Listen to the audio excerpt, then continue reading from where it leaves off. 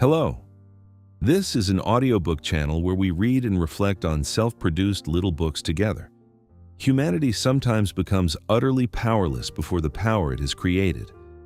The explosion at Chernobyl in 1986 was not just the collapse of a single reactor, but a disaster that laid bare human arrogance, fear, and responsibility all at once. Yet, even in the midst of that colossal terror, someone walked deeper into the darkness instead of running away. Today's story is not a grandiose tale of heroism, but a record of the people who ultimately stepped into the abyss where no one wanted to go, saving countless lives. Today's book, The Three Men Who Saved Chernobyl and Europe. I will begin reading it for you now. The taste of metal and a pillar of mixed red and blue light. My name is Alexei Ananenko. I was a mechanical engineer at the Chernobyl nuclear power plant. I will never forget the terrible taste of metal that lingered in my mouth. At 1:23 a.m. on April 26, 1986, the peaceful night air of Pripyat, where I lived, was shattered forever by a single dull explosion. When I woke up and looked out the window, a bizarre pillar of mixed red and blue light was soaring above reactor number 4, piercing the night sky. It looked as if the Earth's innards had burst out, screaming into the cosmos. At first, I thought it was just a regular fire. Firefighters rushed to the scene, and people stepped out onto their balconies to watch that strangely beautiful fireworks display. But the next morning, an indescribable ionized smell filled the air, and my mouth had a metallic, fishy taste like I had been chewing on coins. It was radiation. The invisible killer was already seeping deep into all of our lungs. As the days passed, the truth of the situation slowly began to take shape. The reactor core had been completely destroyed.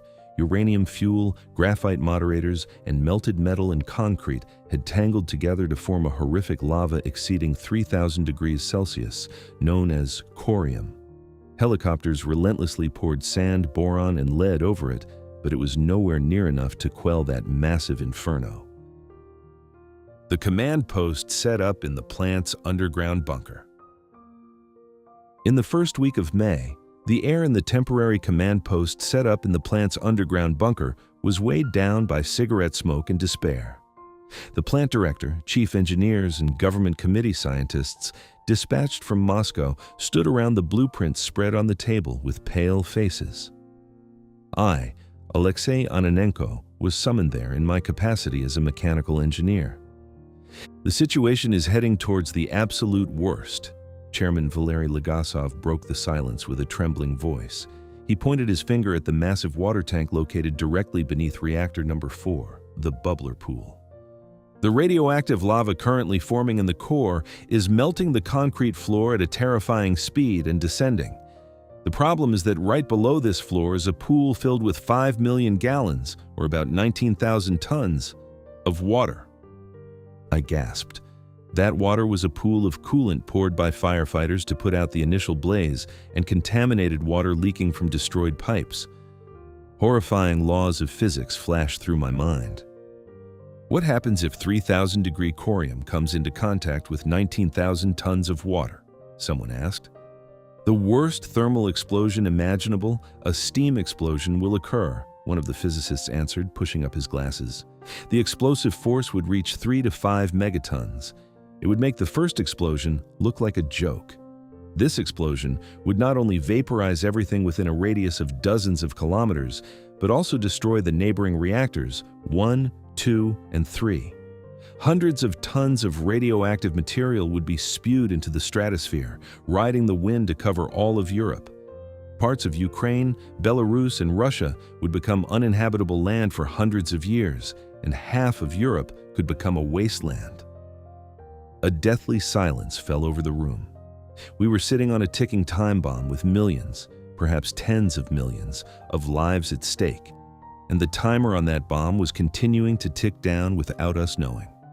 "There's only one solution," the commander said, looking at me. "Someone has to go down into the basement and drain that water. The drainage valves must be opened. But that place is already contaminated with lethal doses of radiation, and it is flooded in pitch-black darkness." This meant a suicide mission. Going down into that basement was like walking into a swamp of radiation, but there was no other option. Who knows the exact location of the valves? At that moment, I realized why I'd been called to this place. I was the engineer who knew the pipe systems and valve structures of reactor number 4 inside and out, even without blueprints. I swallowed hard and heavily raised my hand. I do. My voice was calmer than I expected. I will go. Preparing for death. It was an impossible mission for me alone. There were 2 valves, and it required the manpower of 2 people to turn them. Also, there had to be additional personnel to light the way in the pitch-black darkness and prepare for emergencies. Valery Bespalov, a senior chief engineer, met my eyes and nodded silently. He was always a calm and reliable colleague, and Boris Baranov, a shift supervisor, volunteered. He took on the role of carrying the lantern, guiding us, and securing lighting. Just like that, the 3 of us became the suicide squad that would descend into the most dangerous basement in human history. We immediately began preparations. While taking off our everyday clothes in the locker room and changing into black wetsuits, we barely spoke. Only the sound of thick rubber rubbing together and heavy breathing lingered in the air. It felt like a sacred ritual for those facing death. "What did you tell your wife?" Valery asked quietly as he put on his gloves. "I didn't say anything. I just told her my night shift would be running long," I replied. In truth, our families in Pripyat had already been evacuated, but their faces were always flickering in our minds. We each attached 2 personal dosimeters to our chests. One was for high concentrations, the other for low. But we all knew. The radiation levels in that basement would far exceed the limits that these small machines could measure. We wore massive respirator masks equipped with lenses and tightly sealed our sleeves and pant legs with tape. It was to minimize the contaminated water directly touching our skin. Boris packed a heavy waterproof lantern and hung a spare flashlight from his waist. "Let's go," Boris said through his muffled mask. We patted each other's shoulders once and left the command post. As we stepped outside, the site of the ruined power plant came into view. Collapsed concrete rubble, scorched steel frames, and the ceaseless warning alarms of radiation meters. We walked toward reactor number 4, stepping on the shattered glass shards in the lobby. With every step I took, my heartbeat accelerated wildly. But strangely, my mind was becoming clearer. It was then I first learned that when humans cross the threshold of terror, they actually become cold and detached. The frantic screams of the dosimeters. We stood at the entrance of the stairs leading down to the basement of the reactor number 4 building. As we opened the heavy, thick fire door, a rush of cold, damp air hit us. That air was thick with the distinctive musty smell of a basement, along with a sharp metallic scent that pierced the nose. It was the smell of lethal radiation ionizing air molecules. Turning on the lights. Boris flipped the switch on the lantern. A faint yellow light tore through the veil of darkness and illuminated the path ahead. But even that light could not completely drive away the dense darkness. We began to walk down the stairs slowly, very slowly. The feel of the iron steps against my boots was vivid. When we reached the first basement level, water began to slosh on the floor. Corridor 001. This was the first gateway we had to pass through. We stepped into the water. Splash. The water was up to our knees. It was deeper than expected. This water was not just simple water. It was a soup of death, seething with alpha, beta, and gamma rays that had flowed down through the reactor's wreckage. Though I was wearing a rubber wetsuit, the chill of the ice-cold water seemed to pierce my skin and seep into my bones. "Move slowly," I said, taking the lead. "We don't know what's on the floor. If we trip over scattered cables or broken pieces of concrete, it's all over." We stood in a single file line like a train. I found the way at the front, Valery followed behind me, and Boris shone the light from the back. Taking a step required immense stamina due to the water's resistance. It felt like walking through a mud pit. Tangled pipes and torn wires hung above our heads like the tentacles of a monster. Drip, drip. An unidentifiable black liquid was falling from the ceiling. When the liquid splashed onto my mask's glass, I instinctively ducked my head. Just then, psst! The dosimeters attached to our chests all started screaming frantically in unison. The warning alarms echoed, filling the narrow basement. "The radiation levels are spiking," Valeri shouted. "It's right above our heads." I looked up. It was clear that high-concentration beams of radiation were pouring down through the cracks in the destroyed ceiling. We had to pass through those beams. We hunched over and started running, cutting through the water. But because of the water's resistance, we couldn't gain speed the way we wanted. Heavy breaths burst into our respirators, and the glass quickly fogged up. My heart beat as if it would break through my ribs. The warning alarms of the dosimeters had now turned into one continuous high-pitched scream on the verge of paralyzing our hearing. Only after passing through that hellish corridor did we pause to catch our heavy breath. The warning alarms of the dosimeters subsided slightly, but they were still letting us know we were at lethal levels. We had already been exposed to far too much radiation, but we could not turn back. Darkness and a broken lantern. Turning the corner, we entered a deeper tunnel heading toward the drainage valve room connected to the bubbler pool. The water here was deeper than before. The sticky water rising to our waists weighed down our movements even more heavily. "Be careful, there should be large pipes blocking the way somewhere around here." I moved forward, tracing the blueprints in my memory. At that moment, disaster struck. The light of the main lantern Boris was holding flickered, and with a pop, it went out completely. Total darkness. A blind spot like the abyss of the universe, where not a single shred of light existed, swallowed us whole.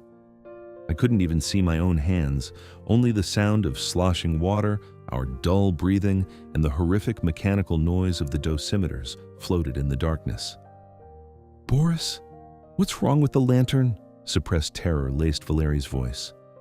"The radiation is too strong. The battery or circuits must have burned out," Boris answered in the dark. "Hold on, I'll turn on the spare flashlight." The sound of clicking the switch was heard several times, but the light did not return. Even the spare flashlight was failing to operate due to the interference of the high-intensity radiation field. Panic surged in.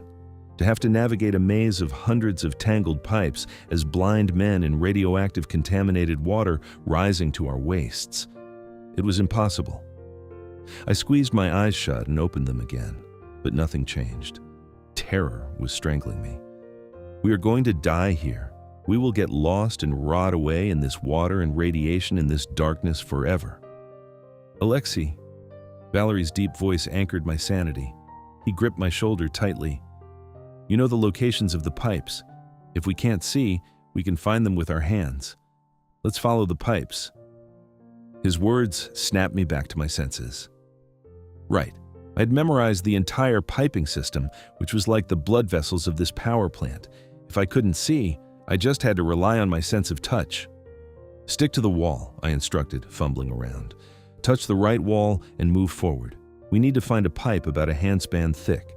That pipe is connected to the valve room."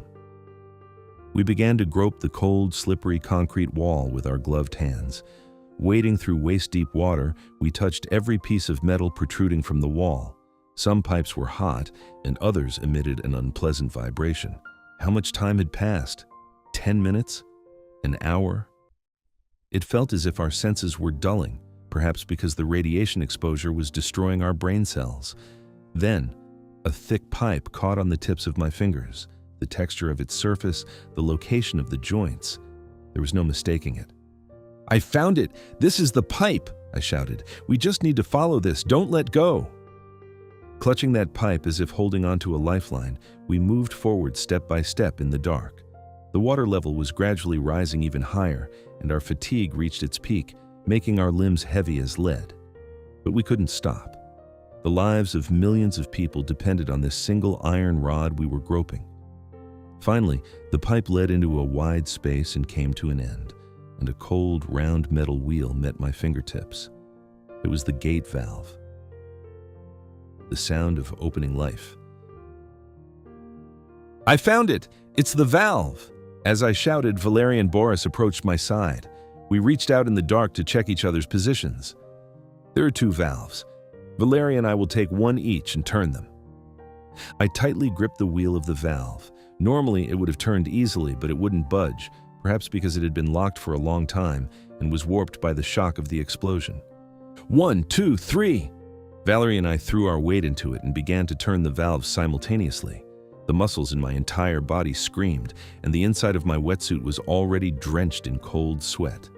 The air inside the protective mask was lacking, and I felt like I was suffocating. "Turn, please turn," I prayed inwardly as I squeezed out superhuman strength. An agonizing pain, as if the veins in my arms were going to burst, washed over me. Squeak! Along with the sound of rusty metal grinding, the valve moved just a fraction. "It's turning! A little more!" Valerie yelled. We started turning the valves like crazy. 1 turn, 2 turns. Once the initial stiffness passed, the wheel caught momentum and began to spin furiously. We kept winding the wheel without even realizing the skin on our palms was peeling off. Finally, the valve opened all the way, making a dull, clunking sound. Instantly, a miraculous sound could be heard in the darkness, a sound like a massive waterfall pouring down. It was the sound of 19,000 tons of contaminated water draining out through the sewer pipes. The most lethal water pressure on Earth was passing beneath our feet and being sucked into the drain. "We succeeded," Boris muttered. We embraced each other in the dark. The water that had been up to our waists could be felt rapidly receding below our knees and then down to our ankles. The water level was dropping. We had prevented the second great catastrophe, the steam explosion. Millions of lives in the lands of Europe had just been saved in this pitch-black basement. "Let's get out now, quickly." Upon achieving our goal, the fear and pain we had forgotten suddenly rushed back all at once. We'd already been exposed to an enormous amount of radiation. We had to escape this hell even a second faster. Stepping on the floor that was now much easier to walk on with the water drained, we grabbed the pipe again and started running back the way we came. The return and the memories of the survivors. When we climbed the stairs again and pushed open the heavy fire door, the faint glow of the emergency exit lights greeted us. That dim red light looked as beautiful as the radiance of heaven at that moment. We roughly tore off our masks. Even the unfiltered air inside the power plant felt so incredibly sweet. When we returned to the command post, people stared at us blankly. Our wetsuits were torn and stained with contaminated water, and our faces were pale with exhaustion. "The gates are open. The water is draining," I reported, gasping for breath. Everyone in the command post breathed a sigh of relief. Some prayed and some clapped. The committee members approached us, thanked us for our hard work, and patted our backs and shoulders. They handed us vodka. It was due to the superstition that it washes away radiation, but the moment that strong alcohol flowed down my esophagus, I could distinctly feel that I was still alive. We were immediately sent to the decontamination station. We scrubbed our bodies with hot water and harsh soap until our skin turned burning red. Our dosimeter readings were recorded, and we were transported to the hospital. Pity and fear intertwined in the eyes of the doctors. They seemed convinced that we would soon meet a horrific death from acute radiation syndrome. Numerous Western media outlets and later historical records stated that the 3 of us succumbed to immense radiation exposure in that basement and passed away within days or weeks. They exaggerated the deaths of the suicide squad to make us heroes and martyrs. But the truth is a little different. Miraculously, we survived. Whether the contaminated water shielded us from the radiation more than expected, or we instinctively passed through the most dangerous zones quickly, the exact reason is unknown. Of course, we had to suffer from various after effects and live our entire lives carrying the shadow of radiation, but we continued living our lives. Boris Baranov returned to work in the nuclear industry until he passed away from a heart attack in 2005. To the very end, he lived quietly, regarding what happened that day as a badge of honor. Valerie and I are still alive and breathing, and every year when April 26th rolls around, we recall that pitch-black darkness, the cold touch of the pipes, and the metallic sound the valves made as they turned. We did not want to be heroes. We didn't throw ourselves in out of some patriotic resolve or intoxication with ideology. We were simply technicians who knew the power plant inside out, and knowing our knowledge could save millions of lives, we merely carried out the duty we had to do. Someone had to open the door, and it just happened to be us. Every time I close my eyes, I still recall the damp smell of that basement, the ear-splitting wail of the dosimeters, the sensation of the cold water wrapping up my legs, and the rough touch of the metal valve found by fumbling fingertips in the dark all remain vivid. But at the very deepest end of all those nightmares, there is one sound that always comes back to life with them. It is the sound of the locks finally breaking free and the trapped water pouring out as if exhaling a massive breath. That dull, reverberating metallic noise was not just the sound of drainage. It was the sound of countless people's tomorrows continuing once more, a sound holding on to human time that had not yet been completely extinguished, even in despair. That is why I endure the rest of my life remembering that sound even now. What we threw open that day was not merely a single valve. I believe to the very end that it was a path connected so that countless lives could go on living. Perhaps the world is being quietly upheld by people whose names are not even remembered. Thanks to those who fulfill their responsibilities to the end in places no one is watching, our today does not collapse and continues to go on. This world we live in may very well stand upon the sacrifices of small heroes who silently endured in such unseen places. Today's story was a record of exactly such people. This has been Sage, the cat author who crafts the world's knowledge into little books.